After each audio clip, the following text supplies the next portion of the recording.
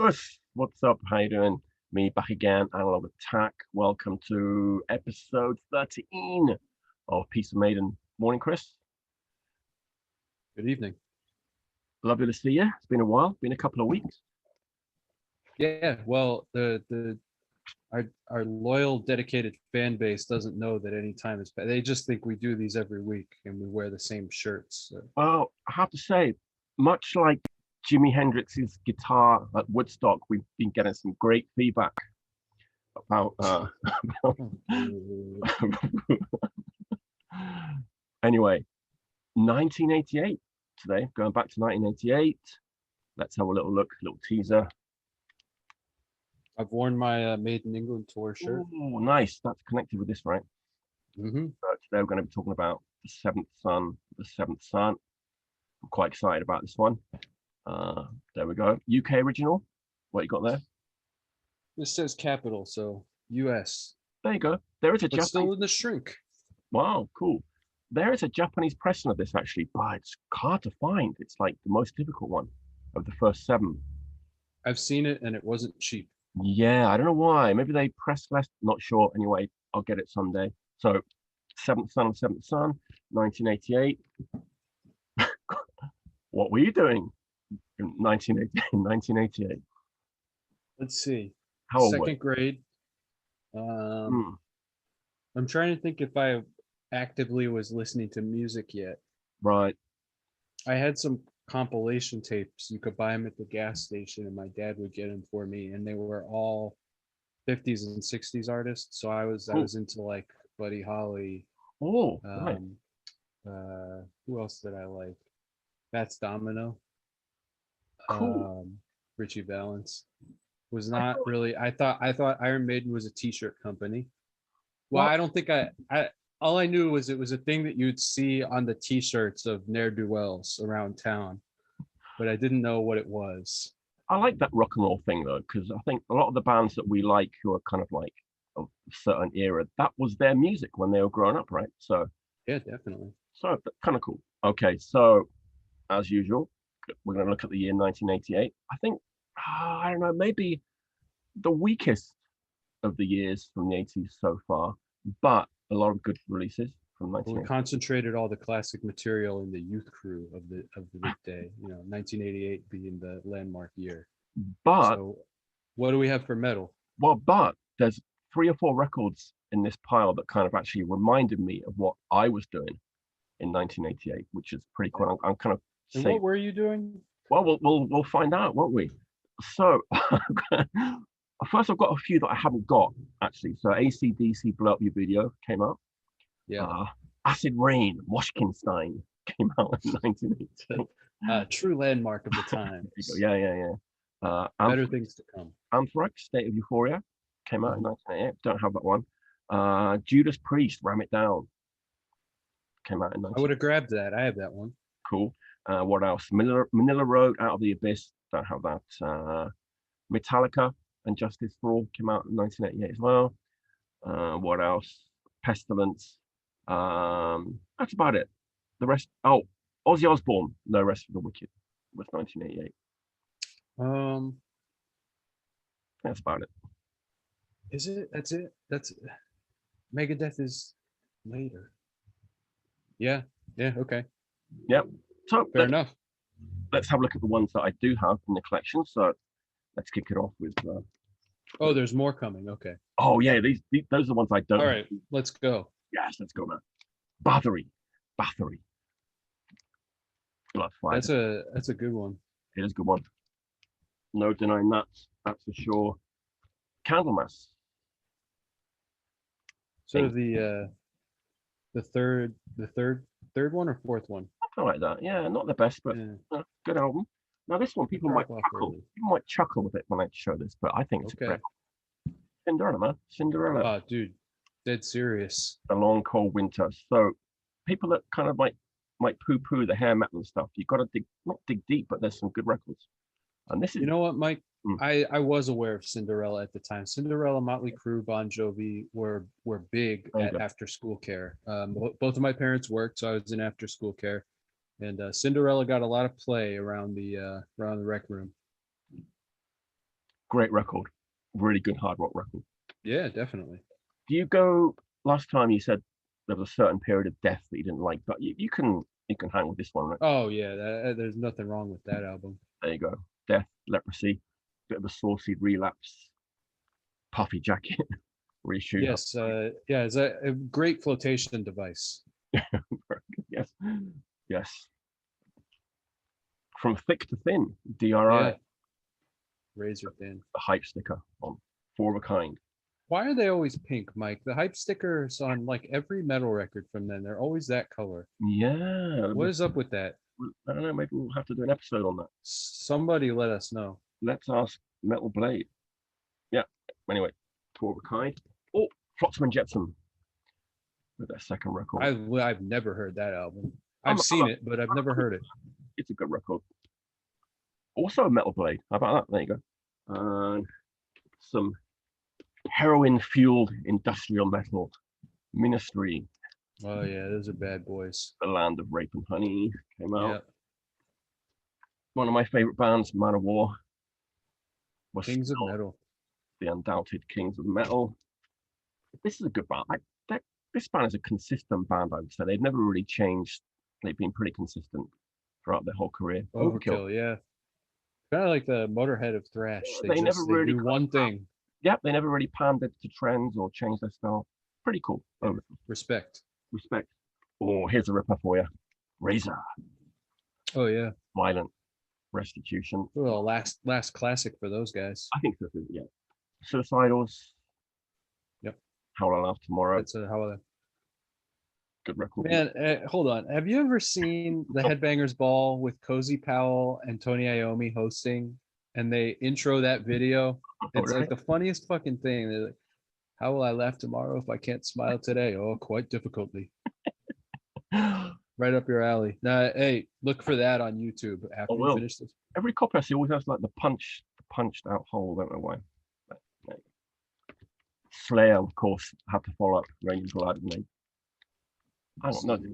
South. Or no, that's yeah, it's South of Heaven. South of Heaven. There you go. God, man, I get confused. Voivod. Dimension Hatred. Yeah. Kind of similar to maybe what we're going to be talking about. A little bit progressive stuff going on that record.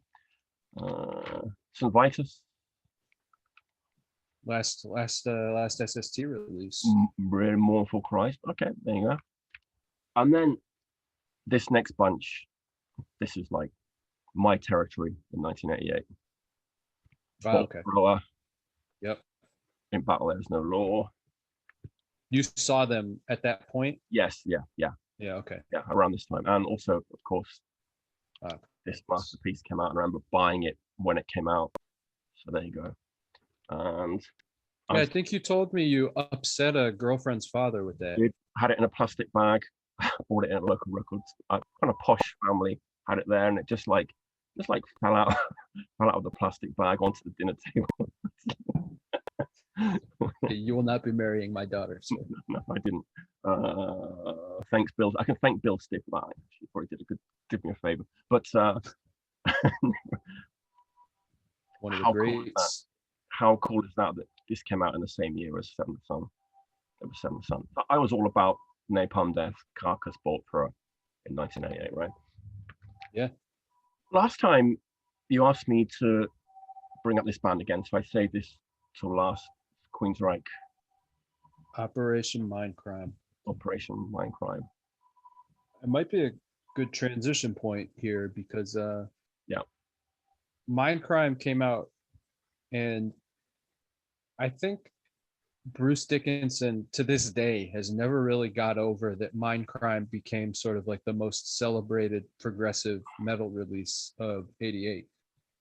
And when you read them talking about this album retrospectively, it's always like it's always in the shadow of Operation Mindcrime, and it's always like they feel like they were going for some big concept here and they did not achieve it as well as what Queensryche did on theirs. Right.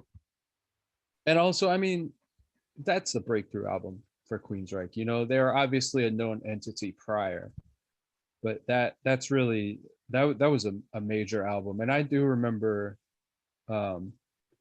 a couple of years later still seeing the Mindcrime stuff in rotation on MTV, Really? when I really started following, you know, like most kids, I had a babysitter who watched MTV. And that's, you know, I don't know if it was probably Silent Lucidity that I caught on MTV. But I mean, you know, I remember there were kids in my elementary school who had Queensryche shirts, that kind of thing. So I think that that's a really relevant part of the story, Yeah, especially when we get to the next records too. very cool. Yeah, I think in 1988 I was a little bit scared of this album. I remember I probably did see a little bit of it on MTV too, but I was so immersed in like Napalm Death and Carcass and Bolt Thrower that it's It funny couldn't be because more different. well, It but the couldn't funny be thing more is like different. a few years earlier I would have been all over that record, right? In my, you know what I mean? So, But but that's how you change when you're a kid, you yeah, know? yeah. You know, I was a late comer. I mean, I love it now. I mean, I think it's amazing. But Yeah. yeah, good record. I definitely never listened to the whole thing before I was like, you know, in my 30s. So There you go. Good band. Wow, yeah. those first few, great. So that's the year in heavy metal from 1988. So how does that match up and compare to what we're talking about today, which is Seventh Son of Seventh Son, seventh album, of course. My main two years have passed since Somewhere in Time. Yeah. 2 years, quite a big That amount. is a fact. 2 year gap. Yeah, So because somewhere in time tour goes like pretty deep into 87. okay, And it seems like they sort of at the end of that, um, you know, I think Bruce went into that album and he was on a low, you know, depressed. And mm, when he came out of that tour again, I don't know if it was reinvigorated, but I think there was a determination there to make a record that, um, you know, had something extra, mm, right? You know, they'd never done a concept album really. right. And even though the concept is loose on Mm, here, mm, mm, it is a concept album. And that was driven by Bruce. And I think even, you know, when we talk about the songs, that little acoustic intro to the album, that's always been speculated as being left over from Bruce's sort of rejected acoustic Jethro you know, Tull influenced I was songs. I was thinking of that actually. I didn't look it up or anything, but that's what I thought. I don't think I've ever heard that, like, you know, overwhelmingly confirmed, Mm, but mm, mm, when it's talked about, especially back to back, and sort of like the storyline going from somewhere in time, the storyline in the band going from mm, somewhere in time to Seventh Son, that's sort of the vibe. And so it sort of seems like, you know, Bruce wrote nothing on Somewhere in Time, right. and then he comes back and he's contributing, he's writing again, Yeah. he's like, you know, when they're talking about the lead up to the album, he's like pitching the story a little bit to Steve Harris, and Steve Harris is all in. You know, I mean, I think Steve Harris is kind of down for whatever thematically you want the record to be, whichever singer he's working with. You know, if you want it to just all be about killing, like he will, you know, he will do it. If you want it to be this thing that's, you know, it's built off of I mean, the first song is Moonchild, and Yeah. that's a reference to a novel that Aleister Crowley wrote. But all this sort of like Seventh Son stuff and this you know, good and evil. Mm, Um, it's all sort of Bruce was into the occult then. You know, he was reading some of the stuff that Crowley had written. You know, if you don't know Aleister Crowley, everybody watching this fucking knows. Yeah, I think the so. evil guy who was a sorcerer. Mm, You know, very ill repute. Um, and so they sort of built a fantasy story out of that. Um, it's still, I mean, looking at the cover and sort of seeing what the stage set was, which it was all this like based on this blue sort of icebergy stuff, it's still a little Saturday morning cartoons, which is cool with me, but I can see why, especially to critics who always want to prove how fucking adult they are. Operation Mindcrime, seemed like the more mature, connoisseur's choice. They're talking about real stuff here. They're not talking about wizards and black magic and stuff, which is fucking stupid. you know, but it is what it is, especially at that time. You've also got a band on their 7th LP. Yeah.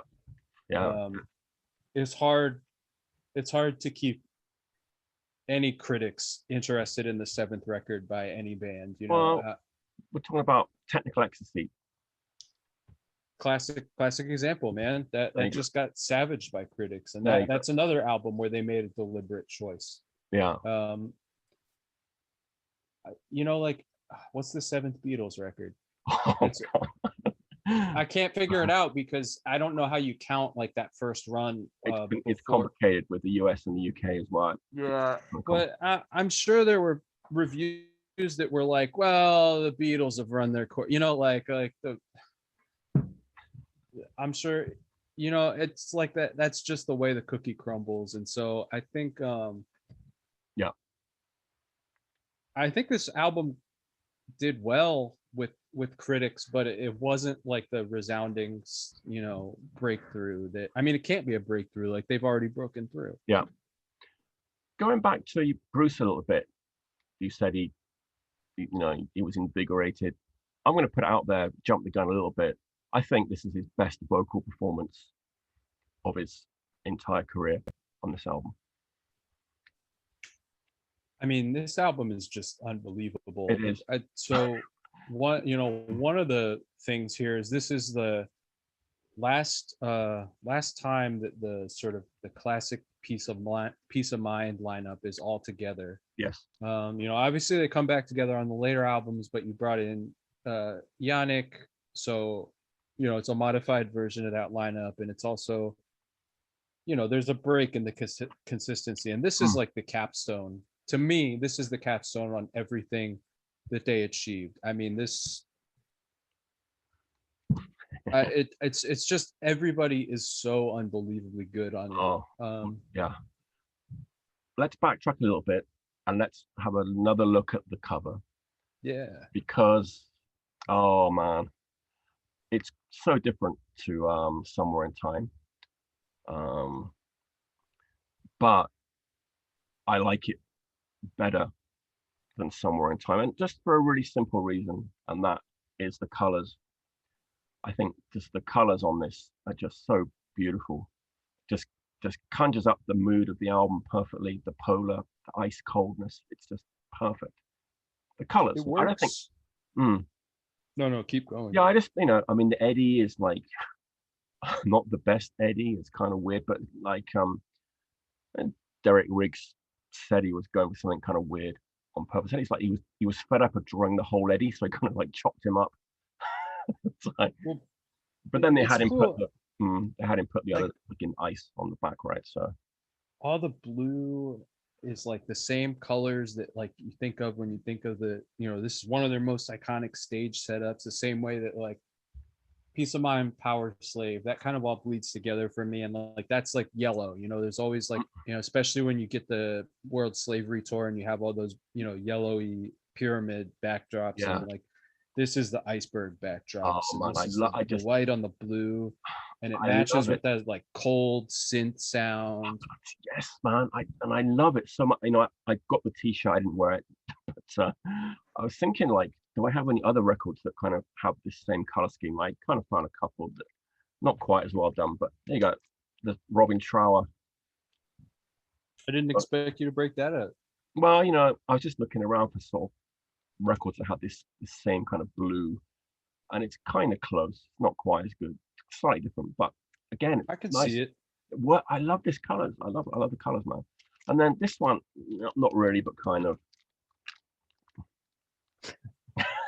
That's more of a hot record to me. This is a cold record. I know. I'm clutching at straws a little bit. I was just like determined to find some nice blue looking covers, but nothing beats this.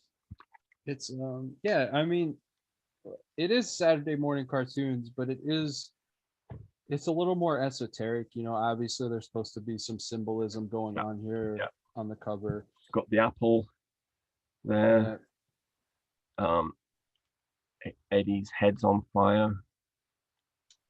When I saw them do the sort of revisited version of this tour, they had this thing.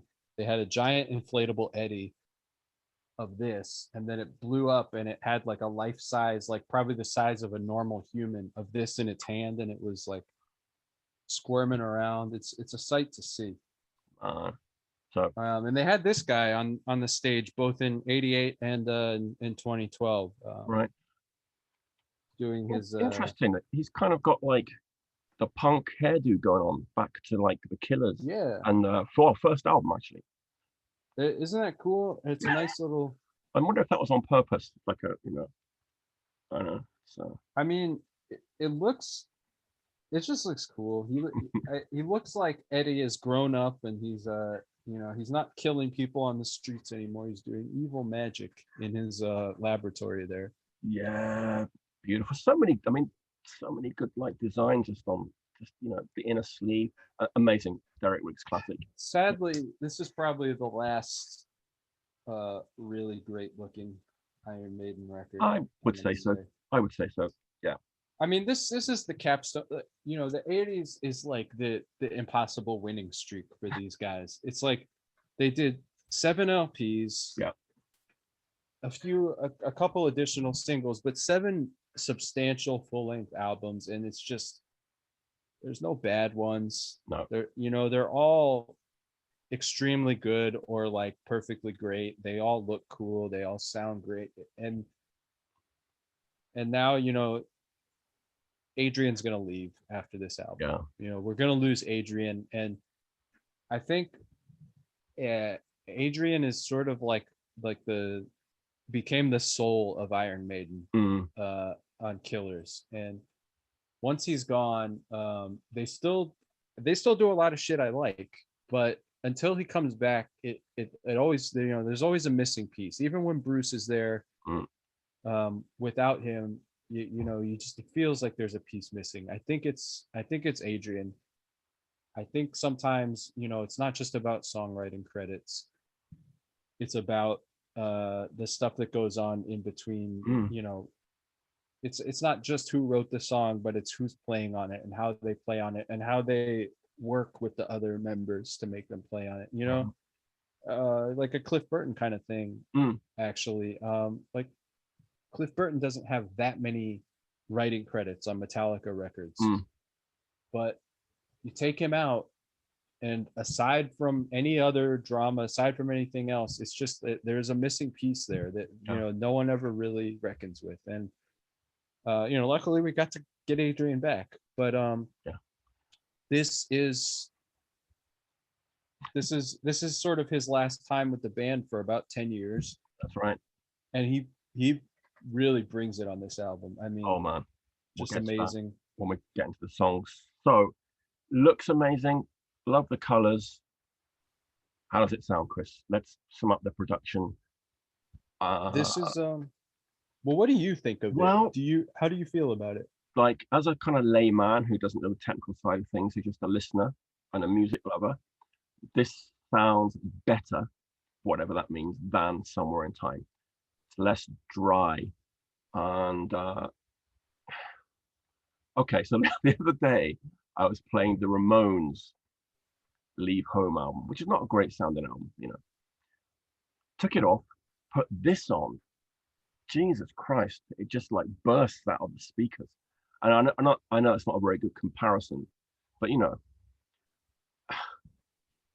It's drums. funny, I always liked how Leave Home sounded.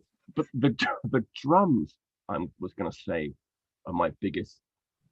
I like the drum sound much better on this album than I do on Somewhere in Time. What's going on with that? What's like the difference in techniques? I think it might just be down to the studio. Okay. You remember also I was saying Somewhere in Time has a really like roomy drum sound. It's almost like Back to a Rainbow Rising kind of thing, if you're talking Martin Birch's trajectory. I believe this one was done in Europe. I'm blanking now. Let's see. Germany, Musicland Studios in Munich. Um, Off the top of my head, I don't know that studio. I think Mm, that was, it was a change and maybe they selected it for a reason. I've seen this sometimes referred to as a European sounding album, and I think a lot of that is the synth stuff too. mm, Um, but I think the drums they sort of I think they're almost a little more compact than mm, Somewhere in Time. Somewhere in Time, I think they're a little more smeared. mm, And then you have like the very clean, precise guitar and bass stuff going on that contrasts that really nicely. But this, it feels like a more complete package. mm. Um, the way that the synth, I mean, this is also, this is not the last Iron Maiden album with synths, but I think this is the last Iron Maiden album where the synths sound like fully integrated. Let's talk about the synths a little bit because I think these are definitely the best sounding synths on any Iron Maiden record by huge. You know, I mean, And the without, only thing that you can compare is those synth guitars on yeah, Somewhere in Time. yeah. Other than that, it's it's a pretty bumpy ride But I was through the reading a little catalog. bit about it because I was kind of intrigued about the synthesizers, and Steve Harris was really like playing it down. He was like, well, whoever had a free hand in the studio just did a little bit of messing about with the synthesizers, and it was so weird because later they kind of really were a little bit proud almost of the synthesizers or the orchestration on these like much later albums, but on this one it seemed like they were kind of like playing it down a little bit. I don't know what that was all about, but I they think they are a little bit afraid of it uh being accused of being sellouts. But mm, this is the album where they hired a guy to play keys, and mm, he played on some of the songs live as well. wow. So it's definitely there. That yeah, they do a lot of the times. He's always like, well, yeah, the synths it's just one-handed stuff. Yeah. Um, but there's a couple little runs on this. Seven Son, the song and stuff that has some, you might need two hands. I think they sound great. They just fit perfectly. They kind of just think about like the kind of pop music from that time, like that had that kind of synth sound. Maybe they were kind of afraid of being kind of like lumped in with that a little bit, perhaps. I don't know. I would think so. I Mm, mean, this is the same year as Ram It Down. yeah. Um, and I mean, I'm sure they could see, I mean, I think you talk to folks who were older who were following Maiden at this time, and a lot of them sort of get off the bus around Somewhere in Time, Seventh Son. So my impression is that they could already sort of see that the wind was changing a little Mm, bit. Um, but I don't know, like it just sounds good. Everything is uh, really well integrated, really well formed. It never feels like the synths are competing with the guitars. no. So Yeah. yeah, that's my take on it. But this is, I guess, this would technically be the first one where they're using real Yeah. synthesizers Yeah. It and is. not guitar synths. That's right. Yeah. And not that the approach really changes that much, but Yeah. So looks good. Sounds good. Shall we get into the songs? yeah. Already 8 songs, two two sides, 8 songs. Now this is a 40-minute concept album, and that is also it's the last time Iron Maiden history that there will be a concept album that's a brief 40 minutes. it's perfect length, actually, isn't it? So Yeah. let's kick off. Side one. Funny you mentioned the Jeff Rotel thing. I There you go. Songs from the I Wood. mean, when I hear that acoustic opening, this is what I think of. Just like the woods, Yeah.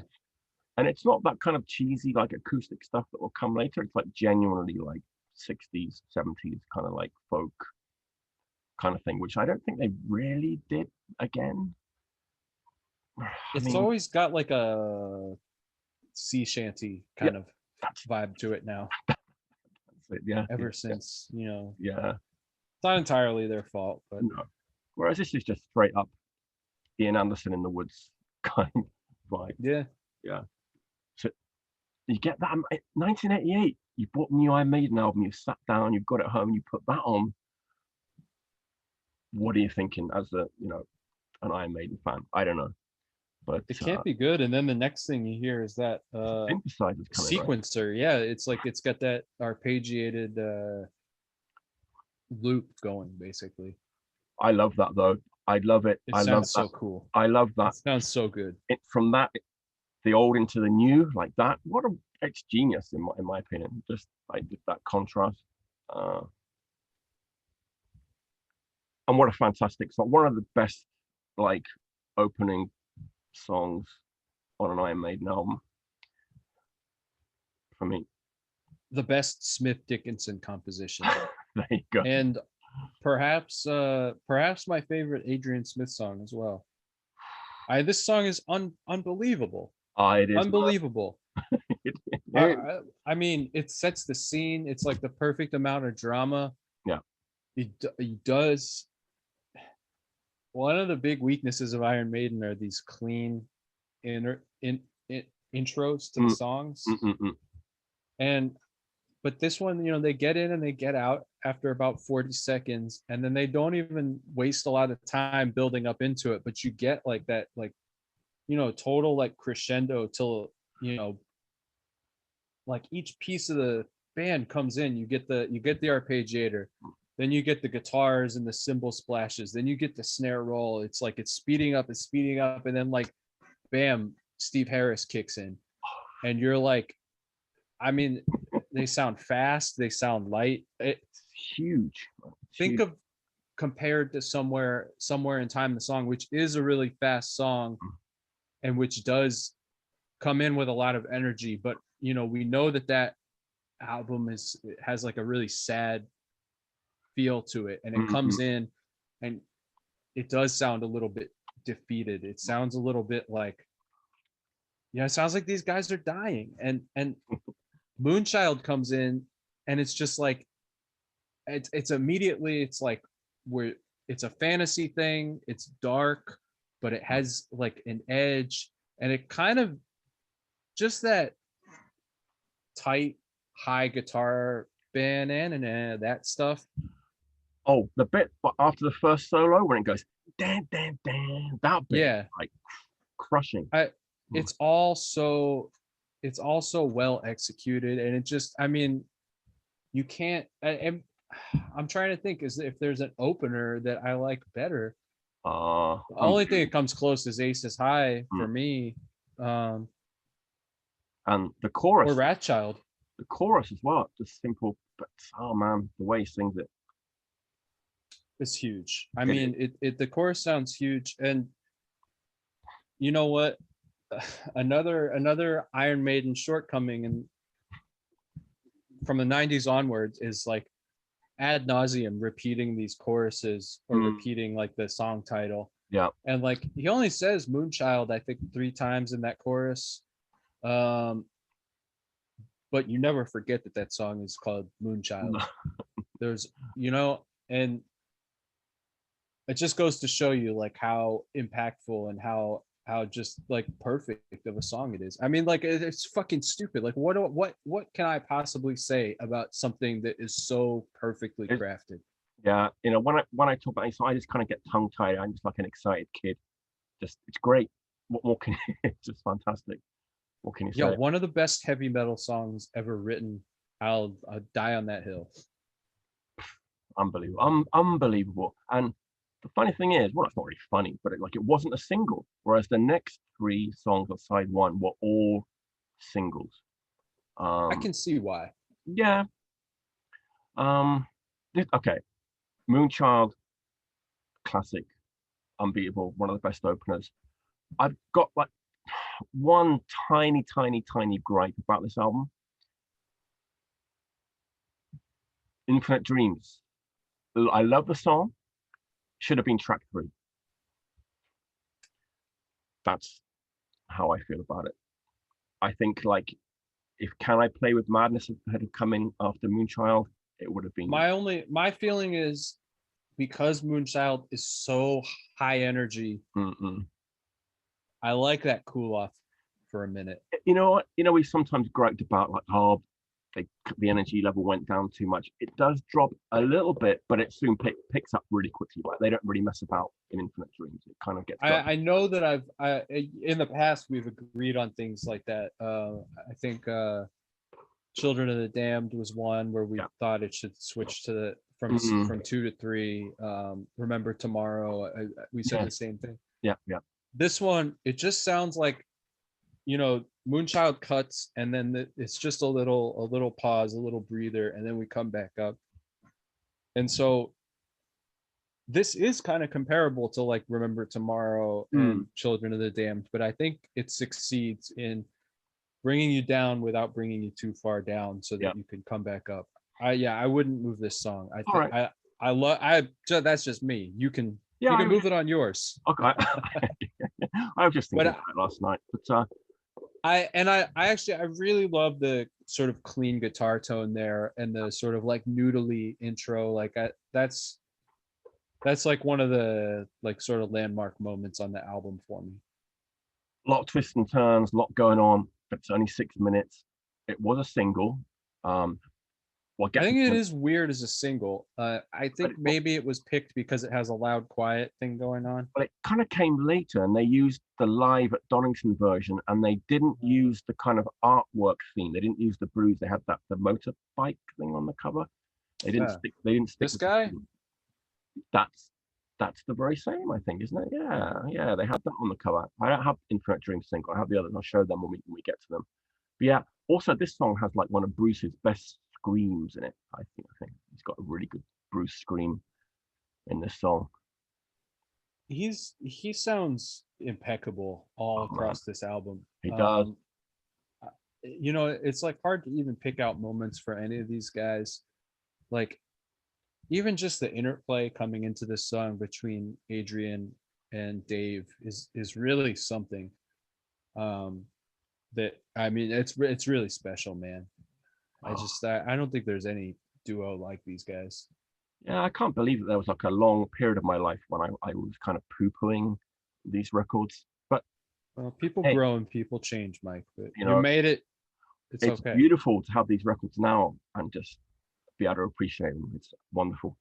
Okay, so we've got Moonchild, Infinite Dreams, which is a single but later. And then now the next, Can I Play with Madness? A lot of people that I know don't like this song. They're mental. I think they just think it's like too poppy. Think it's too poppy. Too poppy. Who fucking cares? Are you kidding? I mean, but what about you, Chris? For me, like I kind of get the same feeling I do with like Wasted Years. It's like really. It's poppy. The most poppy, and it doesn't. It's a little different texturally from the rest of the album. Like the rest of the album has like a little bit of a dark edge. All these songs have a little bit of a dark edge. Yeah. And Can I Play with Madness doesn't really have that. I mean, it just doesn't have it. But it's a fan fit. I mean, if they play the song live, it gets a huge pop. It's a hit. Like what can you say? And like, they were on major labels. Their job was to sell records. They could have made songs that were not true to the band as they were. Iron Maiden always had an element of like ear friendliness. They were always melodic. They were always catchy. I mean, like this compared to, I don't know. I'm not gonna like, roll out the list of like sellout heavy metal songs here, but like, I honestly, played differently, recorded more modestly, I could even see them doing this with Paul. I really could. I mean, without the synthesizers, without like sort of the epic sound, but like you could put Paul over that, and I think it would integrate surprisingly well. So it's true to Iron Maiden for me. It fits this like rough story that they've sort of hewn out, and I don't know. To me, like the only criticism, people criticize it because it doesn't sound tough enough, and that's just not like what I come to the table for. Hey man, it's got like, I think it's about halfway through that kind of breakdown. Honestly, it sounds like kind of Black Sabbath, like Sabbath Bloody Sabbath almost. Got this kind It's of got that like Sabbath boogie. right Yeah. on a single in 1988. How about that? Come on. Yeah, man. It's like, Come on. I think people don't like that. Let's that isolated vocal track that kicks it off. I think that puts people off a little bit. And do you think they did that after? Did they lift that from the chorus and put it in at the beginning, or was that like a production? Was that It seems like a producer's idea. It hmm, seems like Martin Birch was like, I'm gonna take this and put it there also because it sounds good. It it does like, sound good. are you kidding me? We've done. Like Hey, we've one of the best hmm, vocalists of all time. Like, of course you want to hear just like 5 isolated Bruce Dickinsons. we've done this before. I did it in the last episode. I'm going to mention Paintbox again. I'm sorry for viewers who are not familiar. Japanese hardcore band, a lot of progressive influences. They did the same thing with that song Genseki. Like they had the album version, then on the single version, they isolated the chorus and put it at the beginning of the song. And it kind of reminded me, I was like, how they was that an Iron Maiden thing again that they kind of were influenced by? Don't know. So anyway. I mean, they seem like a band that was very Just influenced by Iron Maiden. yeah. Oh, anyway, let's have a look at the single as well. Again, this is a 12-inch, same color scheme.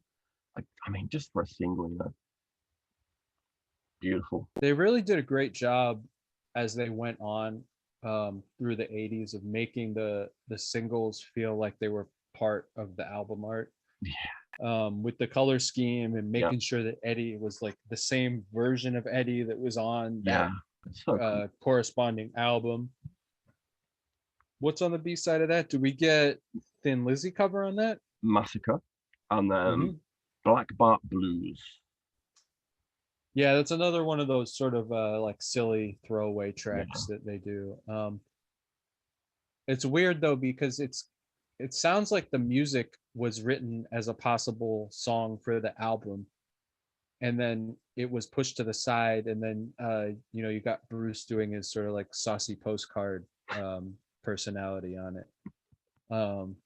Not a bad yeah. song though. Well, it's not a great song, but it's fun. Like, who's gonna turn down a throwaway from Seventh Son of a Seventh Son? Of course, you want to hear that. And the Thin Lizzy version is really good. Yeah. Um, they don't always nail it. Some of the covers I think are just too self-indulgent, but that one's a really good fit. Mhm. All right. The Evil That Men Do. Look, as if it like can't get any better. Wow. Man, those opening twin leads. Remember, like the sadness on Somewhere in Time. It's the same thing for me. It's that total sadness. And actually, I listened to it again this morning. Just every time, like goosebumps when it goes into the. It's like, what can you Yeah, say? it's a massive chorus. I It is. mean, they keep this in the set even on a lot of the non throwback tours. Um, I mean, it's just such a cathartic song Um, because it like Circle of Fire, my baptism of joy. At the end, it seems like it doesn't really like mean anything to me, but mhm, like when you hear it, you're like, oh yeah, like I feel that on a deep uh, and personal level. yeah, And that, I mean, that's like the power of a band like this is, you feel like you're living the song while you're hearing it, whether or not yeah. it has anything to do with your life. It's like if I wrote down like living on a razor's edge, balancing on a ledge on a piece of paper, people would probably laugh at me. But like, it's why is it just sounds so incredible, like the way Bruce sings those lines like before the chorus. Unbelievable. I mean, this is the star burning. It's the brightest it's gonna burn. Yeah. Um, and Oh, what a way to end a decade. Chris, I've got the 12-inch single here again. Mhm. Slightly different color. They're a little bit darker on this, but man, there's a lot going on here too. But you can see there's a relationship between all Yeah. these singles. But the cool thing about this one is they have like Prowler Prowler 88, 1988 and Charlotte the Harlot Charlie the Harlot. 1988 Okay. that recorded Yeah. that. So re-recorded version. So that's the other thing. Do you get the somewhere in time version of Prowler? I I could take or leave these. It's cool. It's perfect for a B-side on a single. Yeah. But I might like the Thin Lizzy cover better. Yeah. It's always a little weird hearing Bruce sing Paul songs to me. Mm. I have mixed results with. I mean, in concert, obviously, I'll take as many as they've got. But Yeah. like some he does better than others. But it's nice that they do that too. This is another thing about Iron Maiden. I love that they never give up on their past. They get a new singer or an old singer comes back and they never sell out the other guy. Even when it's like Paul Diano, where they probably would love to be like, I don't know him. They keep those songs for the fans. They acknowledge that the fans have been with them and that matters the most. And that's the way you should run a band. Yeah. Wow. So I like that.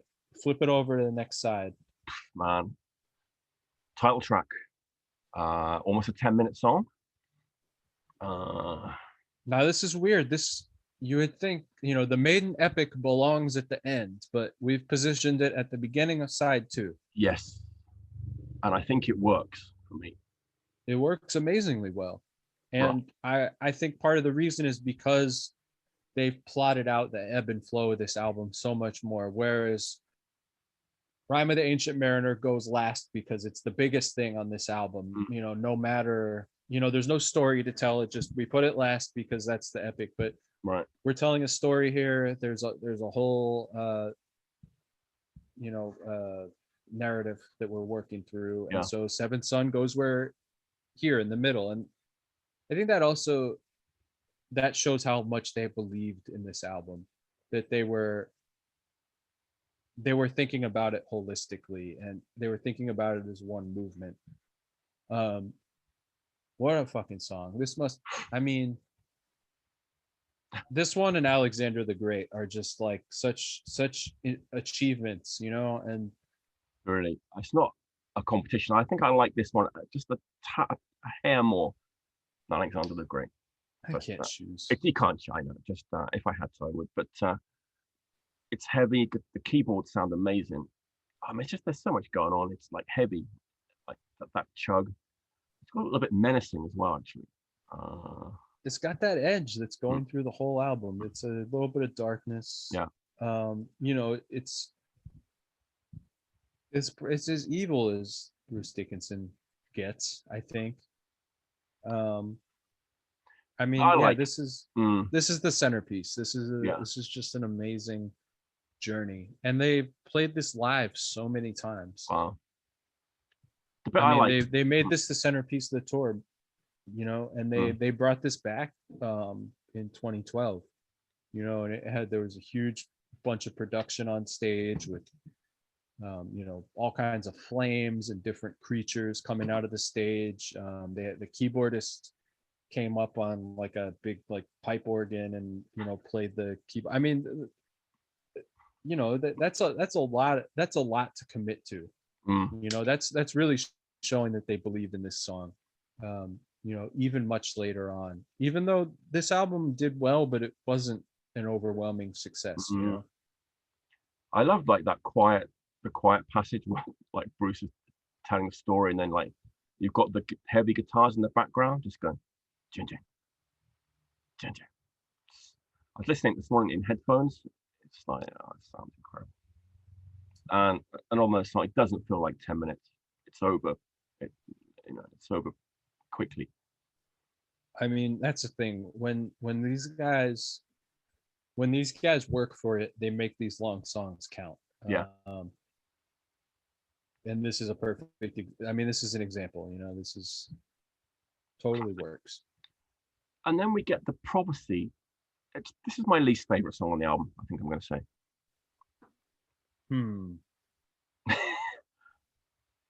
The tempo, I'm not super keen on it. I don't mind it, but again, beautiful twin lead. It's a little sea shanty, right? A touch, yes, a little bit. a little bit sea shanty. But It's mm, definitely a deep cut. You yeah. know, it's like it's not. Yeah, I guess it is my least what. Can I Play with Madness might be my least favorite, Oh, only because I've all right. heard it so many Okay. times. All right. I've heard it to death. Right.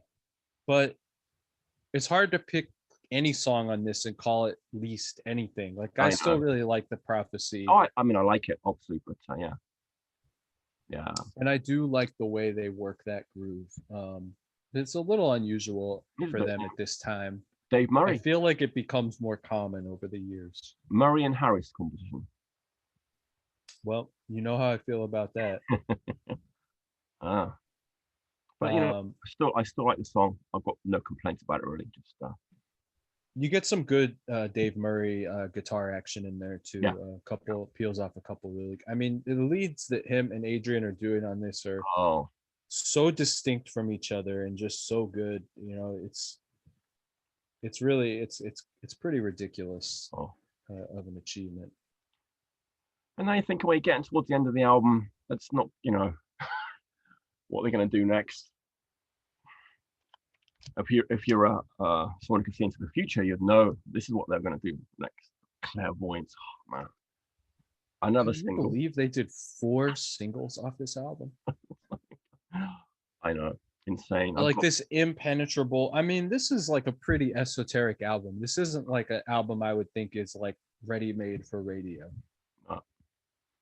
What's on the B side of that? Oh, hang on a minute. So there's 2 versions. So this is like The Prisoner live.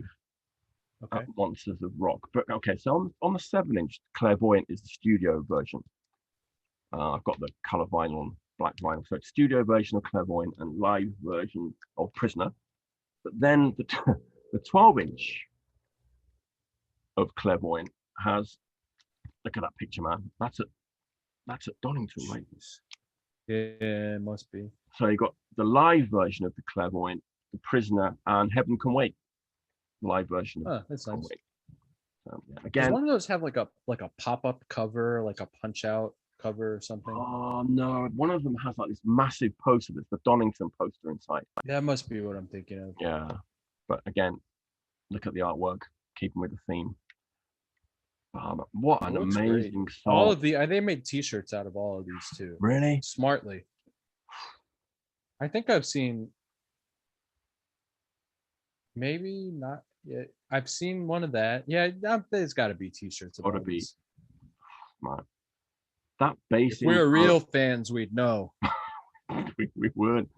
But you know what? This song is about Doris Stokes. And are you not familiar? I don't know. Are you familiar with Doris Stokes? Enlighten me. Well, actually, I know. She was kind of real big in England when I was growing up as a lad. Sort of 70s, I want to say. She was like a clairvoyant, and she was on TV. She had like big TV shows, like big, you know, she was a really big deal in the 70s and early 80s and in the newspapers and on TV. And you can Google it. There's a lot of interesting stuff about Doris Stokes, but you know, obviously she was a fraud. I mean, she couldn't really do any of the things but people really believed her, and she had this like people were really, really taken by her in that period. And obviously Steve Harris was as well. He wrote a song about her. It was kind of weird though. It was kind of a little bit tabloid, you know, a little bit lowbrow. You know, Doris Stokes is medium. Crowley was a little bit lowbrow in his day, I think, as well. Right. You know, and yeah, you know, all clairvoyants seem to mix a little fakery in there, you know. Yeah. We won't go too deep into the esoteric stuff. Yeah, you can Google it if you're not familiar with Doris Stokes. But apart from that melody, the melody in this song is like unbelievable. You like get stuck in my head for weeks. Oh man, masterpiece. Yeah.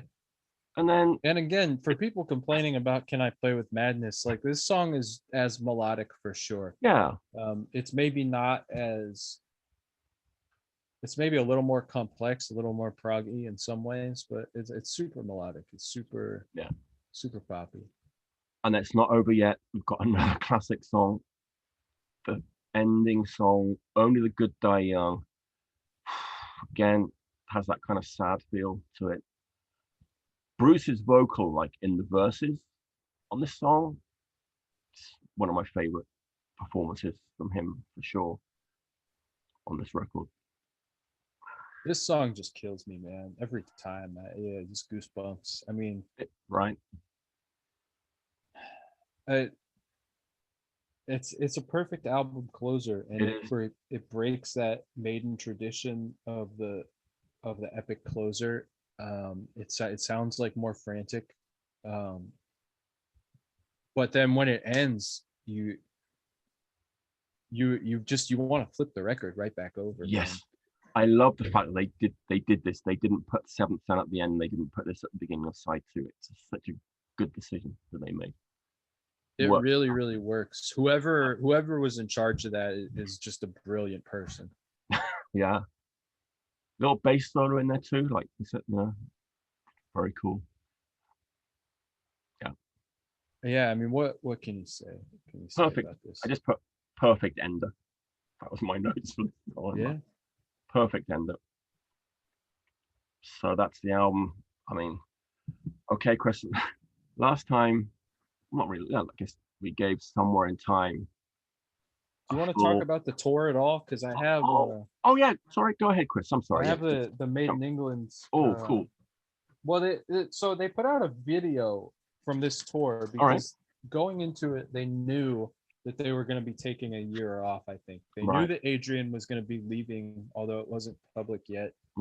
And I think they also knew that Bruce was going to make a solo album, which turned out to be Tattooed Millionaire. Right. And so there was a VHS tape of the show called, Made in England '88, and it's at it must be at Donington or no, it's in Birmingham.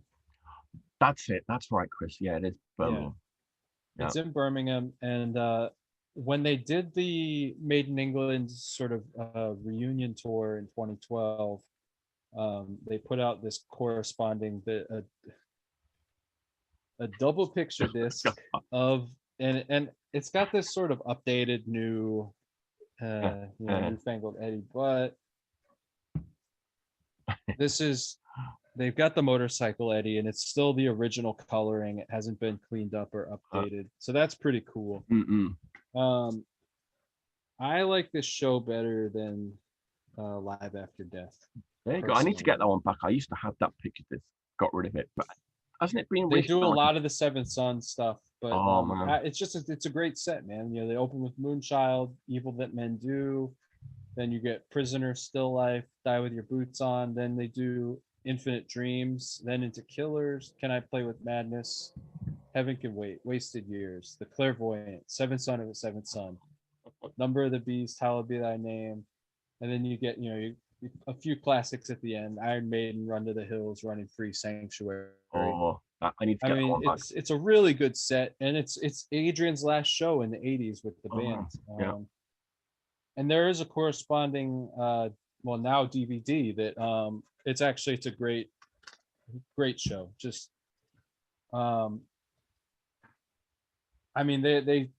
they just sound so energized. And they do mention that Seventh Son went to #1 in the UK. Oh, wow. Which was probably great for them because they love being a British band, but I don't think it did as well in the States, which maybe was part of the reason why Adrian wanted to go out on his own and Bruce wanted to do a solo record. Right. And in some way, things were never the same. Yeah. I've got to get that one back. I'm a bit annoyed now. Well, it's one of those like shitty new, like the jacket is like a pillow and it's expensive and it's a picture disc. Right? It's on black vinyl now though, right? I've never seen a black vinyl one. I think it really is only done as a picture disc. Okay. It doesn't sound bad. It's very thick, which I guess counts for something. I mean, yeah, I don't know, and I think the sound is great on it too. That like that to me that's my favorite Maiden tour with Bruce. Wow. I know a few people who saw them actually. They went to the Donington gig and everything. I So, mean, can you imagine? Well, you can probably imagine. For me, you know, like I said, I was just listening to Buddy Holly on well, a tape cassette player, Mike. as I said at the beginning, I was in like sweaty little clubs with 50 people watching Napalm Death and Carcass in 1988. I wasn't at Donington watching Guns N' Roses and Kiss and Iron Maiden who played that year. So, You know, both of those just sounds like a perfect idealized version of what it is, and I cut off my pinky to do either one. Only this pinky on my right hand. Um, Nothing well, more. time has come. We gave Somewhere All in right, I'll Time. cut it off if you say so. Yeah, all right. What are we giving this Gave thing? Somewhere We in gave Time Somewhere in Time a 10, right? 10. It can't go higher than 10. Yeah. Well, we kind of, I guess we can if we want to, but it's like, By law, you can't. I remember I like 9.5, and I was like, fuck it, I'm gonna give it a 10. So I gave it a 10, and you gave it a 10. I can't give it any less than a 10. It's like not possible. Oh, I've known since for the last 13 weeks that this would be a 10. Okay. And this is my favorite Bruce album. Yeah. You know, for a long, long time it was Peace of Mind, and I love Peace of Mind dearly. I love all these albums from the 80s so much, but at this moment, I'll be 40 in 2 weeks, and Seventh Son is my Oh, favorite Bruce outing with the band. there you go. It's a perfect capstone to one of the most incredible winning streaks in rock and roll. Fantastic. Everyone, let us know what you think in the comments. Give some feedback. That was episode 13, which means next time, episode 14, Blaze Bailey's coming back. And I think we've got a lot to say about that album. So it's going to be The X Factor. The X Factor. So until next time, thanks for watching. Stay healthy and stay clean.